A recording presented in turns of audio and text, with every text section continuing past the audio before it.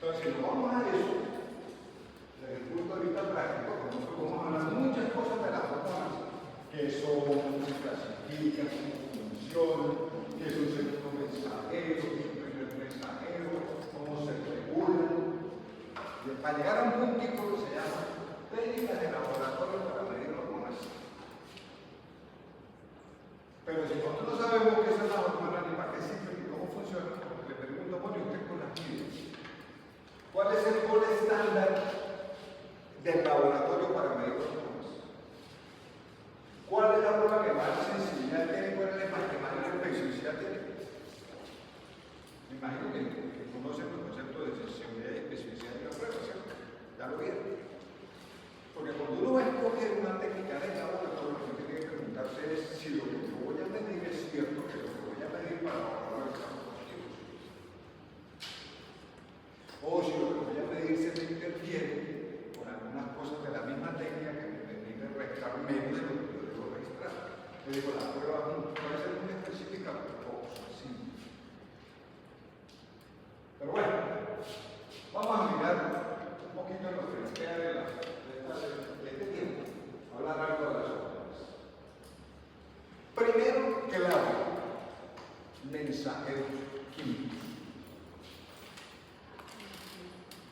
Segundo, que las produce alguien. Ese alguien es una glándula de secreción interna. Cuando es una glándula de secreción interna, hablamos de glándulas endocrinas. Y que por lo general van a regular una función, ya sea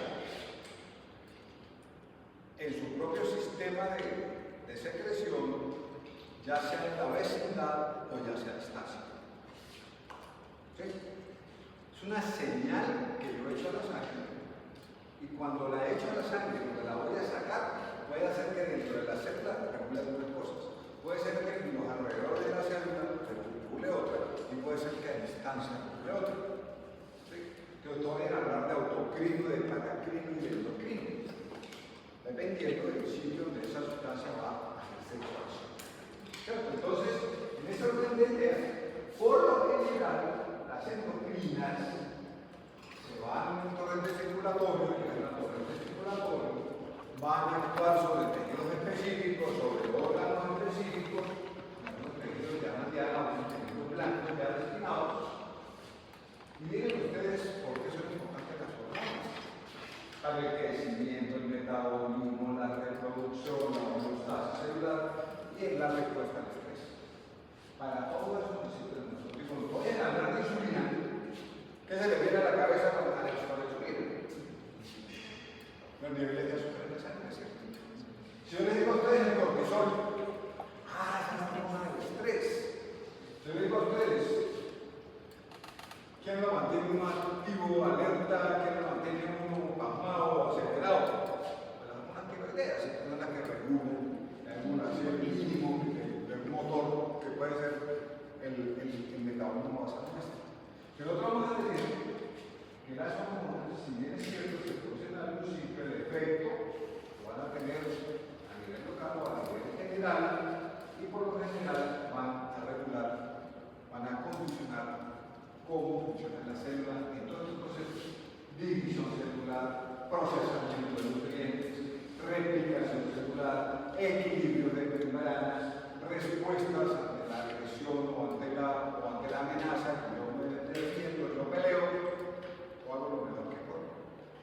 Si tengo que ver una parte de lo peor, ¿cierto? Todo eso está regulado precisamente por hormonas. Entonces, en este orden de ideas, las hormonas las vamos a estudiar dependiendo de su naturaleza química. Hay hormonas que son péptidos o son proteínas. ¿Quién me dice cuál es la diferencia entre un péptido y una proteína? No. El tamaño de la cadena, la cantidad de aminoácidos. Si son pequeñitas, normalmente hablamos de péptidos. Si son largas, hablamos de proteínas. Entonces, nosotros tenemos algunas que son derivados de aminoácidos, como es el caso de la hormona tiroidea o la adrenalina. Tenemos otras que son derivadas del colesterol, llamamos las hormonas esteroideas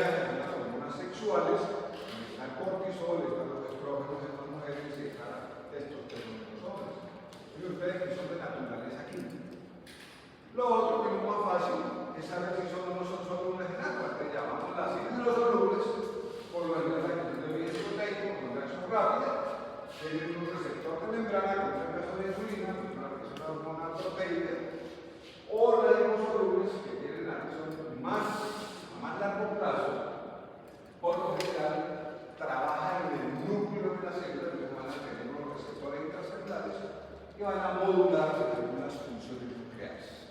Vamos a ver ahorita con detalle. Entonces, ya saben, la podemos clasificar por su estructura química o la podemos clasificar por su solubilidad. Las que son solubles y las que no son solubles. Las que son proteicas y las que son líquidas. ¿No más? Bueno, ¿una pregunta hasta aquí? ¿Alguna inquietud hasta aquí? Perfecto. Bueno, ¿cómo funcionan las hormonas? Aquí viene ya la parte más interesante del proceso. ¿Qué es lo que hace que una hormona pueda hacer un efecto a distancia? ¿Sí? Entonces, por lo general, la hormona se considera un ligando. Ya ustedes saben lo que significa. Y si es un ligando, ¿qué tiene que existir? Un receptor. Las hormonas se consideran como ese primer mensajero, se considera ese cambio que tiene que ir a buscar un receptor que es propio, un receptor que es específico. ¿Sí? Y ahí tenemos nosotros entonces algunos receptores de membrana, están pegados a la membrana celular, mirando hacia afuera como unas antenitas, o tenemos unos receptores que son intracelulares, por lo general lo vamos a tener en el citoplasma, lo vamos a tener en el núcleo. Dependiendo del tipo de hormona vamos a utilizar un receptor específico, porque hay especificidad de los receptores, ¿cierto? O de las hormonas por su receptor. Entonces, en los receptores de membrana, por lo general, están en contacto con el espacio extracelular, son para las hormonas hidrosolubles. En la membrana vamos a encontrar los receptores para las hormonas hidrosolubles, o sea, las peptídicas y las proteínas. ¿Cierto? Los intracelulares, entonces aquí estos receptores de membrana, por lo general, están acoplados a proteínas de membrana. Acuérdense ustedes que los receptores son proteínas o de superficie, son transmembranas. Están conectando el exterior con el interior de la célula. Y estos, por lo general, están acoplados a un sistema que se llama proteínas G. Vamos a mirar ahora. O sea, cuando un ligando, que es la hormona, se pega a su receptor, en ese momento genera un cambio en la estructura de esa proteína que está en la membrana, y eso va a generar una serie de cambios intracelulares que van a traducir en una respuesta de la célula. En el caso de los intracelulares, hay unos que son del citoplasma, como en el caso del cortisol, o los que son intranucleares, que es como el paranuclear, como lo que funcionan las hormonas tiroideas. Entonces, los dos tipos. Y por lo general, la unión del ligando al receptor activa una serie de cascadas de señalización. Esa unión no se da porque siga un complemento electrónico entre el receptor y el ligando de la hormona. Eso produce unos cambios espaciales en la proteína y eso dentro de la célula se transmite en una señal que se va amplificando y al final se convierte en una cascada de señales que terminan con una respuesta metabólica al interior de la célula, reproducción, muerte, metabolismo, todo lo que veíamos en la lista de problemas de la célula. Bueno, ¿cuáles son los mecanismos como funcionan las hormonas? Tenemos este que está aquí, que es el de los receptores de membrana, que es el que más conocen ustedes, porque lo vieron en algún momento. Este sistema se lo van a ver. El primer mensajero es la hormona. Está en el espacio vascular o está en el espacio extracelular. Y ese receptor funcionalmente sirve para las hormonas que son proteicas, peptídicas, porque las que son lipídicas se funden aquí, no tienen problema. Acuérdense ustedes que lo semejante suelta lo semejante. Entonces, como ellas son proteínas, no pueden entrar. que le pide que no lo vaya a pasar. ¿Qué tienen que hacer? Llegar aquí, a ese receptor, y al acoplarse al receptor van a disparar una cascada intracelular que al final hace que los sustratos se conviertan en productos. Este sistema de hormonas es amplificador. ¿Qué quiere decir eso? Una unión de esta naturaleza puede hacer que el producto sea 500, 600 veces más cantidad que lo que se generaría si no por normal trabajo. Por eso cuando las hormonas estimulan, liberan los productos y a través de las cascadas. Ustedes miran aquí, estos receptores de membrana, por lo general, funcionan como unas proteínas transmembranas.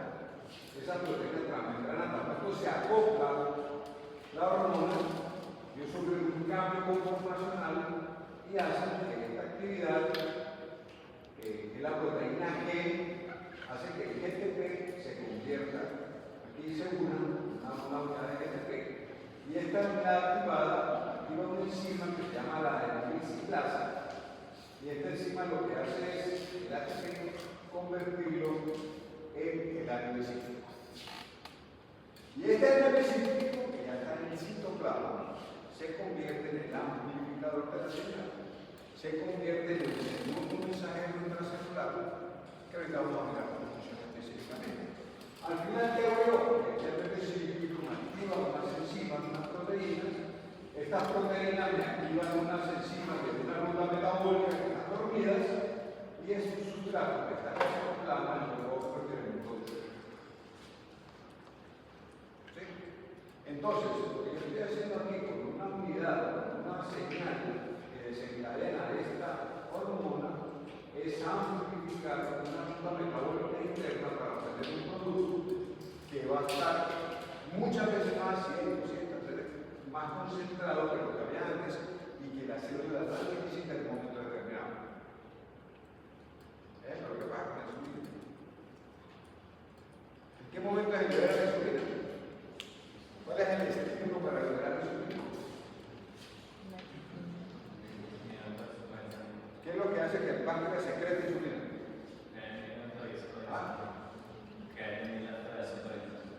Que los niveles de azúcar suben. Entonces, cuando yo como dulce y empieza a pasar el dulce en el intestino delgado al sistema portal, y el sistema portal al hígado, y el hígado almacena lo que necesita y lo que sobra lo bota en circulación, en ese momento yo tengo que tener cómo aprovechar ese azúcar. Entonces, ¿qué va a pasar? El páncreas sensa, dice, caramba, vamos por encima de 100 y 120 miligramos por decilitro, hay que comenzar a pasar. Entonces, libera la insulina, hay que hacer la insulina, dejarle fuerza en el músculo, en el ojo, en el músculo de la insulina, dejarle fuerza para que ese azúcar a las 2 horas se haya guardado y a las 2 horas usted va a encontrar que el nivel de glucemia es similar al que tenía antes de la insulina. Que la respuesta es inmediata, la respuesta es a la media hora que usted come dulce, ya empieza a nivel de insulina subir. A la hora alcanza el máximo. A las 2 horas el nivel de glucemia que se subió con la insulina tiene que volver a alimentarse. Eso funciona en una persona normal. ¿Quién cree usted que le pasa un diabetes? ¿Que tiene problemas que no produce insulina? ¿O que tiene problemas con los receptores de la insulina? ¿Qué es lo que pasa con ese diabético con azúcar? Entonces, la señal de alarma de la elevación de azúcar no está funcionando. La cantidad de insulina es muy bajita, no produce, no sirve. ¿De qué va a pasar? Que el azúcar no se guarda. A las 2 horas de haber comido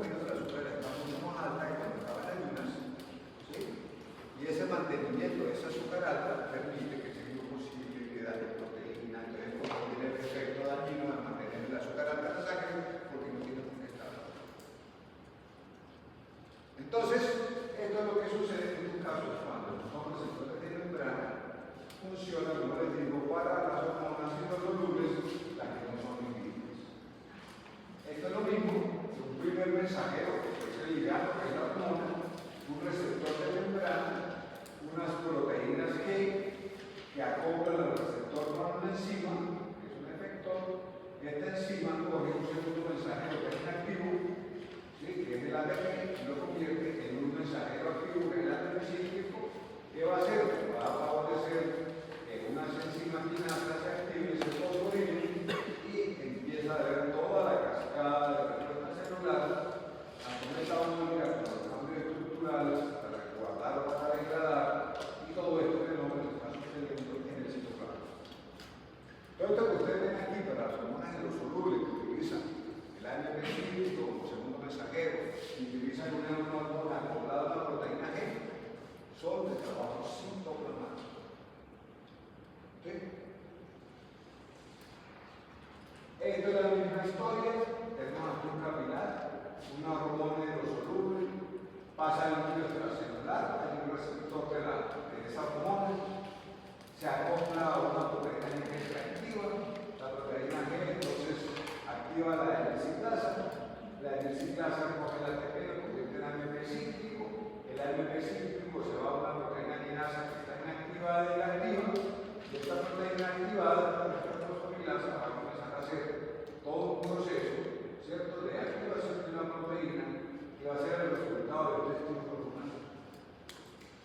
Todo esto pasa por una sola razón, y es establecer una amplificación de una señal. ¿Sí? Quiere decir que aquí llega una molécula de hormona y el resultado va a ser activación de un montón de enzimas y un montón de proteínas. O sea, el papel de las hormonas es amplificar, en este caso, o sea, llevar una señal, generar toda una cascada que tiene como objetivo final amplificar la señal. Les decía, hasta 600 veces hay hormonas que pueden, con una molécula, amplificar 600 veces la capacidad que tenían si la mandaban sola. Por este sistema que ustedes ven aquí, el AMP cíclico como segundo mensajero, la aplicación de las proteínas quinasas, ¿sí?, que van a encargarse de aumentar la transcripción en estos casos, ¿sí?, del citoplasma de una proteína que está inactiva, la van a activar, que por general son enzimas o son proteínas estructurales, claramente tienen una función, y de esta forma la relacionamos con una función. Entonces, eso es lo que pasa con los receptores de membrana. El otro grupo es el de las hormonas liposolubles. ¿Sí? ¿Qué decíamos? Que tienen el problema de que no tienen un receptor de membrana, porque su naturaleza lipídica les permite pasearse por la membrana. Acuérdense ustedes que hay un principio de la química que dice que los semejantes disuelven a los semejantes. Si la molécula es lipídica, pues no va a tener problema con pasar la membrana celular que es lipídica. ¿Cierto? ¿Qué va a pasar cuando llega a su citoplasma? Pues que se va a encontrar con un mar de agua, no se va a poder mover y tiene que utilizar un receptor intracelular. Este receptor intracelular forma un complejo que le permite atravesar un poro de la membrana nuclear, y este complejo entre la hormona y el receptor puede ingresar al núcleo de la célula, va a encontrar un sitio de unión específica en el ADN y va a modular la transcripción del ADN en un RNA mensajero que posteriormente va a salir del núcleo, va a llegar a los ribosomas y se va a traducir en una proteína. ¿Ven ustedes la diferencia? Las hormonas hidrosolubles trabajan con un amplificador plasmático. Es una hidrosolulado o AMP cíclico, mientras que las hormonas liposolubles, las hormonas sexuales, trabajan a través de un receptor citoplasmático, un complejo que atraviesa la membrana nuclear, y ese complejo entre la hormona y el receptor tiene un sitio de anclaje en el ADN, y de esta manera regula la expresión de algunos genes específicos que se traducen en un RNA mensajero y luego cuando se transcribe en un RNA mensajero, porque está en el término exacto, se transcribe y posiblemente este RNA mensajero sale del núcleo, va a los ribosomas y se traduce en una proteína. O sea que este mensajero que llegó aquí, y se une aquí y entró aquí, está produciendo una respuesta hormonal que tiene que ver con la síntesis de una proteína vectora que va a producir una labor protectora. ¿Sí? Pero ustedes ven que las hormonas sexuales ayudan a la espermatogénesis, ayudan a la orgogénesis,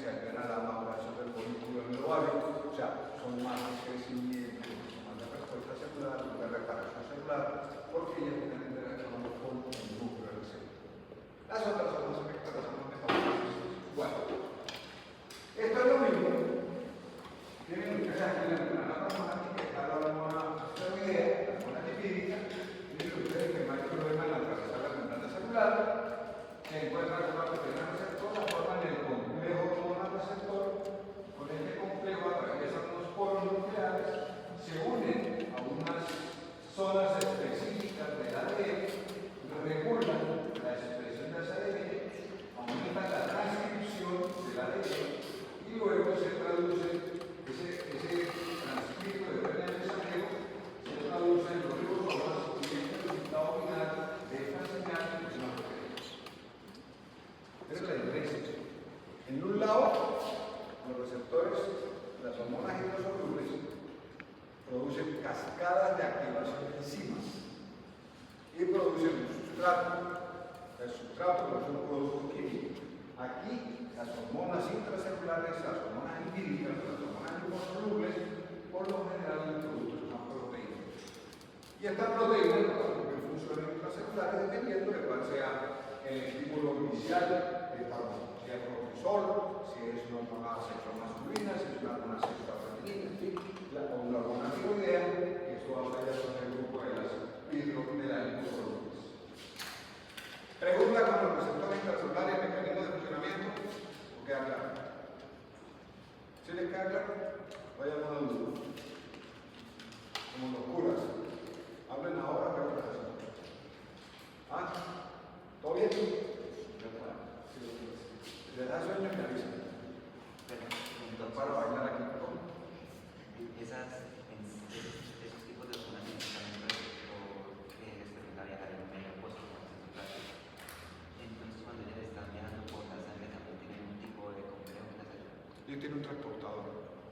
Las hormonas liposolubles tienen unas proteínas específicas de transporte. Echarle a pregunta. Como son liposolubles, necesitan aquí en la sangre, necesitan un transportador. ¿Sí? Entonces, pueden hablar de unas proteínas transportadoras de las células sexuales. Pueden hablar, por ejemplo, la vitamina A. La vitamina A tiene una acción hormonal parecida a esta. Trabaja por el núcleo, regular la pequeño esto es bueno, pero para andar necesita una proteína transportadora de retinol.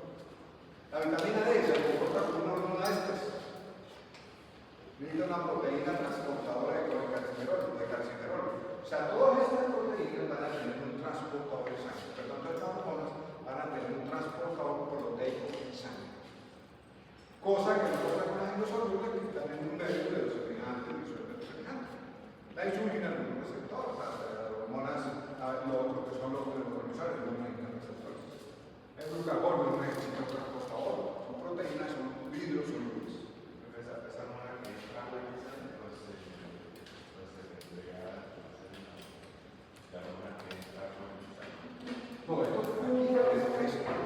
la hormona se sacrifica aquí, porque el gusto de mantenimiento de la hormona está implantado para que esté elevadísimo. Todo esto tiene una vida media. ¿Nunca han hablado de los ritmos circadianos? ¿Han oído hablar de los ritmos circadianos? ¿Sí? Si han oído hablar, les hago una pregunta. ¿Cuál es la diferencia de acción entre las chicas? Una de las chicas que tienen que estar, una que se postula o una de las que una que no le preguntó, está aquí mirando al piso. ¿Cómo va de la verdad? Voy a hacer una pregunta. Como mujer. ¿Cada cuánto tiempo creen que se llevan sus mujeres de la hormona anticonceptiva, la LH?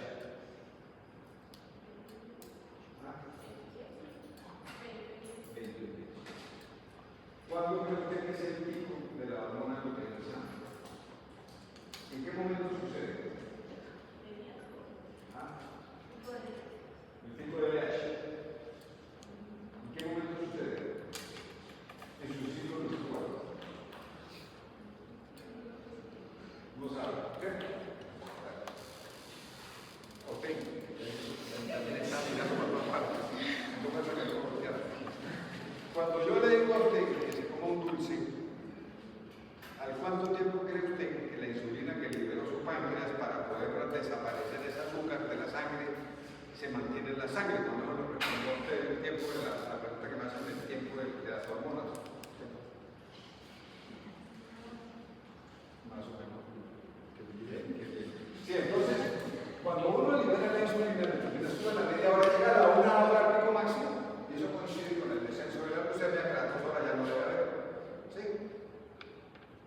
pregunta le dice a ella, ¿cuánto tiempo en un ciclo menstrual aparece el pico LH? En la mitad del ciclo, con la ovulación. ¿Sí? Entonces, allá hay que esperar 14 días para que haya una respuesta, aquí hay que esperar una hora para que haya una respuesta. Eso es un endosoluble, eso es un anticonceptivo. ¿Se la pillan? Entonces, los tiempos de permanencia de las hormonas dependen del ritmo circadiano de la hormona. ¿Qué quiere decir eso? Algunos de ustedes toman Eutirox, Sintroid, levotiroxina para la tiroides. Ninguno en su casa, papás, abuelos, toma hormonas tiroideas. ¿Quién toma? Su mamá toma Eutirox. ¿Para qué la toma? Cuando se le da la gana, no se acuerdan. ¿Qué le han dicho los médicos? ¿Cuál es el mejor momento para tomarla? En la mañana, en ayunas, porque es el pico máximo de la tiroides. ¿Sí? Pero cada hormona va a tener un ciclo de secreción, se llaman ritmos circadianos. Hay unos que son diarios, otros son horarios, otros son semanales, otros son mensuales. Va a depender del tipo de hormona y va a depender del efecto. Pero las personas que tienen suplementación tiroidea, que es la hormona la que crece, que es la que hace el efecto que hace la hormona tiroidea, y me dice la gente que tiene que tomarla todos los días, una hora antes del desayuno y entre 6 y 7 de la mañana. ¿Por qué? Porque fisiológicamente en un momento en el cual uno dispara la tiroides porque claro, la tiroidea es como el ralentí de los carros. O sea, el metabolismo lento o acelerado de la tiroides, usted no escucha que el carro tiene el mínimo acelerado. Eso pasa con los hipotiroideos. O cuando el carro está cargando porque tiene el mínimo bajito, porque eso pasa con los hipotiroideos. Se la basa el metabolismo basal de la persona con la tiroides depende de los niveles de la hormona. Si están muy bajitos, tengan hormonas. Si están muy altos, tengan lo de hueso, con medicamentos, con yoga, todo lo que sea, con trabajo. Ahorita vamos a ver cómo funciona eso. Entonces, yo les digo que esto va a que los tiempos van a depender del efecto, del tipo de hormona y del efecto metabólico que haga. Que hay una que es una recuperación inmediata, otras son horas, otras son por días. Por ejemplo, ¿quién tiene problemas de sueño? Pero para dormir, porque hay dormirse en todos lados. ¿Quién tiene problemas para conciliar el sueño de noche? Porque ya no he visto aquí una gente cabeceando, que no creo que tenga problemas de sueño. Para conciliar el sueño de noche. ¿Quién tiene problemas? Ni deuda, siquiera que sufran los otros. Que sufra el que le debo, porque a mí me llaman, digan. ¿Van a hablar de la melatonina? ¿Han oído hablar de la melatonina alguna vez? Esa es la hormona del sueño. El organismo tiene un ciclo en el cual fisiológicamente lo prepara uno para dormir, y más o menos entre 8 y 9 de la noche hay un pico de melatonina, que es la que produce la primera fase del sueño, que está una señal un poco pasado, o sea, hay una fiesta que está, uno patea la pared echando el balón de fútbol, toda esa cosa. ¿Sí? ¿Qué pasa con les toca a ustedes? Ya no hablo, pero ¿qué pasa con la gente que hace todo? De noche. ¿Qué pasa con la gente que trabaja de noche? Los vigilantes, los taxistas, los policías, ¿sí? Nosotros estamos hechos para que nuestro sistema hormonal funcione luz, oscuridad. ¿Sí? Nosotros tenemos un ciclo sueño-vigilia, o sea, estar dormidos o estar despiertos. Y la vigilia está relacionada con el sol. Fisiológicamente, si nosotros volteamos al ciclo, todo cambia. Hay gente que trabaja sobre la noche. Hay taxistas que llevan 3, 4 años trabajando solo de noche, duermen de día. Entonces levantan y desayunan a las 6 de la tarde para coger el turno, almuerzan a las 12 de la noche, porque ese es su día. Y ellos tienen todo este ciclo de regulación hormonal absolutamente trastornado. ¿Alguno de ustedes ha hecho un viaje largo transoceánico? 10, 12, 14 horas en un avión cambiando de continente. He venido a Europa, he venido a Australia, he ido al Kilimanjaro, a los Alpes. ¿Ninguno de ustedes han salido a viajar? Sí. ¿Cuál es el primer problema que uno tiene cuando hace un viaje largo? Usted no tuvo problema. A mí me pagaban todo, ¿qué problema me afanaba nada. Es el tema de los cambios de meridianos. O sea, cuando ustedes se montan en un avión, salen aquí de noche, ven que aclara cuando para ustedes es noche, vuelve y se oscurece cuando para ustedes es de día. El famoso jet lag. Es que la gente se descoja cuando llega a otro, cuando cambian de continente, no van de aquí a España, van de aquí a Europa, van de, sí, que van más de 6 horas de diferencia. Ahora era la una de las toca todo, entonces ya dormimos a las 4 de la mañana. Resulta que a las 4 de la mañana ya son las 10 de la mañana aquí, en el vuelo. De los primeros días, un momento más de dormir, porque los horarios de sueño de ellos son los horarios de línea nuestra. Le aparecen malestar, dolor de cabeza, la ansiedad un poco a veces. Bueno, sigue, seguimos. ¿Quiénes son los segundos mensajeros? ¿Quiénes son? Ya sabemos que los primeros mensajeros son las hormonas, son los ligandos que usan un receptor, ya sea de la membrana externa, ya sea del citoplasma, que uno hace efecto citoplasmático, el otro hace efecto intranuclear, pero ellos tienen que ayudarse con un amplificador que se llama el segundo mensajero. Entonces, son moléculas de señalización intracelular y liberadas como respuesta al primer mensajero y se convierten en moléculas de señalización, que son el primer mensajero que es de señalización intracelular, son las hormonas, y ellos se convierten en moléculas de señalización intracelular. Miren la diferencia. El primer mensajero, que es el ligando, que es la hormona, es de señalización extracelular. Y en estos casos, el segundo mensajero ya se produce en el citoplasma y es el responsable de amplificar la señal. Entonces, nosotros vamos a tener, por lo general, las moléculas pequeñas, algunos iones pueden funcionar como segundos mensajeros, entonces ellos van a transmitir esa señal de la dirección ligando, que es un receptor de la superficie, y a unas proteínas estructurales modificadas instantánea. Esto va a ser parte del producto de esa interacción entre la hormona y el receptor, va a ser una serie de sustancias que se van a convertir en amplificadores intracelulares de esa primera señal que dio. Pero yo les decía, una hormona puede amplificarse hasta 600 veces en el mensaje. Son chistosísimas. ¿Sí? Entonces, a partir de ahí nosotros vamos a comenzar a trabajar. ¿Existen o no existen? Existen, pero en pequeñas cantidades. Lo que no alcanza a generar respuestas tan dramáticas, pero la producción puede aumentar rápidamente una vez que la señal se recibe. Una vez que la hormona llega, hay una base, hay una concentración basal del segundo mensajero, que aparece un montón de segundos mensajeros y lo que hacen pues que se pueda transmitir esa señal. Entonces, una vez liberados en el interior de la célula, ellos se van a unir a unas proteínas y alteran las propiedades de la proteína. La actividad, la localización, la disponibilidad de reacciones, y producen un cambio en el equilibrio interno de la célula, obviamente generado por ese mensaje que llegó desde afuera. O sea, son los encargados de generar el desorden al interior celular de los segundos.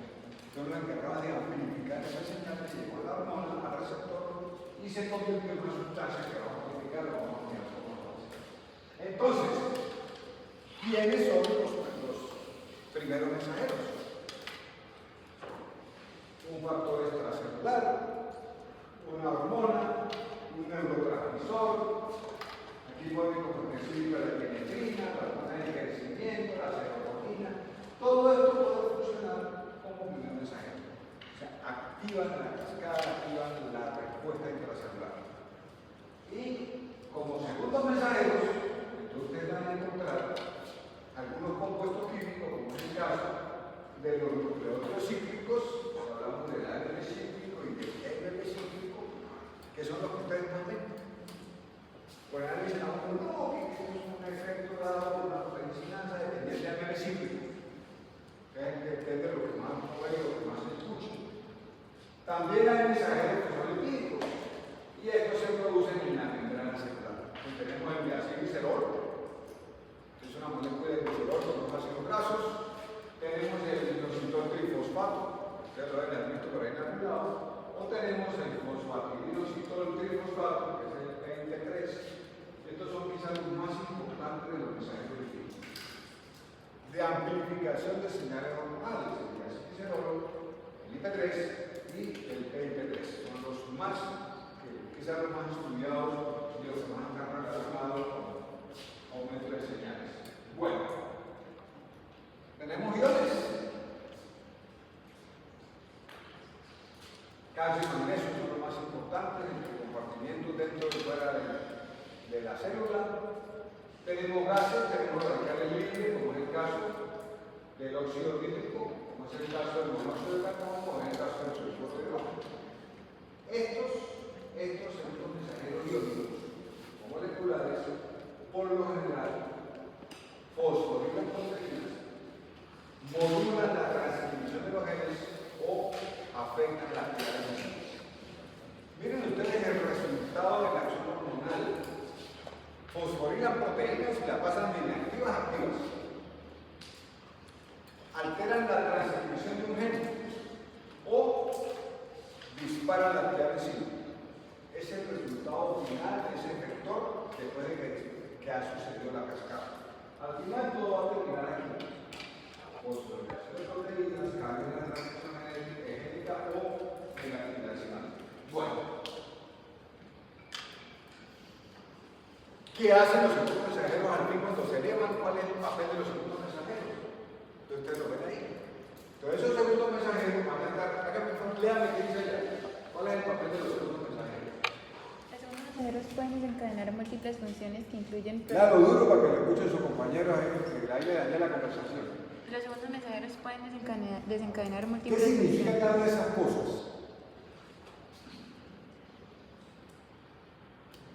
¿Qué significa cada una de esas expresiones que ustedes ven ahí? Ustedes ven aquí el ligando, el receptor, la enzima, la producción del segundo mensajero, la activación de una proteína sinasa que está bien activa o inactiva y la recuperación. Ese es el resumen de lo que hacen los hormonas y los productos. Está ahí en el matachico. Entonces miren ustedes en qué se puede convertir todo eso. Proliferación celular. ¿Qué quiere decir eso? Cuando yo digo que una célula prolifera, ¿a qué quiere decir con eso?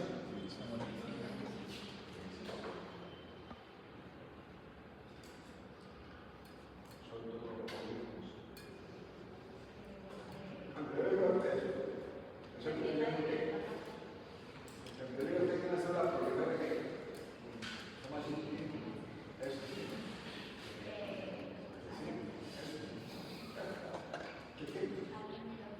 Casetosis. ¿No puede haber meiosis? También. O sea, en resumen, que se divide. Ahora, cuando un tejido prolifera es porque se multiplica. El tejido se divide. Diferenciación. ¿A qué creen ustedes que se refieren con la diferenciación celular?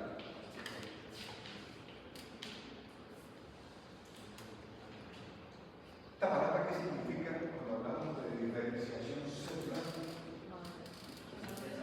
Maduración, tipo... Amplifíquele, 5 o 3 segundos mensajero. Maduración. ¿Maduración de quién? Sí, pues de la célula, digamos... No, estoy hablando de diferenciación. ¿A qué se refiere con diferenciación? Sí, ¿A pues... qué se refiere con diferenciación? ¿Cuántos tipos de células vamos a tener en el organismo?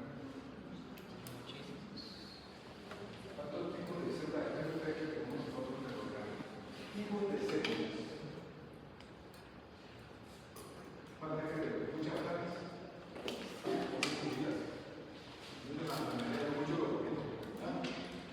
Eso es mucho lo que yo no entiendo si es mucho lo que a ver, cuando yo digo a ustedes que un tejido se diferencia, aquí da conexión. Voy a hablar de la célula madre. Entonces, la madre no tiene ningún sexo. Cuando hablo de diferencia, quiero decir que un tejido, cuando se ve tiene la característica del tejido de origen. ¿Sí? Entonces, por eso tenemos hepatocitos, tenemos células musculares, tenemos neuronas, ¿sí? Porque hay un proceso de regulación de esa diferenciación. Hay una célula que son todo exponenciales y que dependiendo del estímulo que yo les dé, en el caso de la célula madre, cojan un tejido según como yo les ponga la función de diferenciación. Este es el secreto de la célula madre. Migración, supervivencia, todas las células tienen un conflicto de vida. Todas. Es la apoptosis.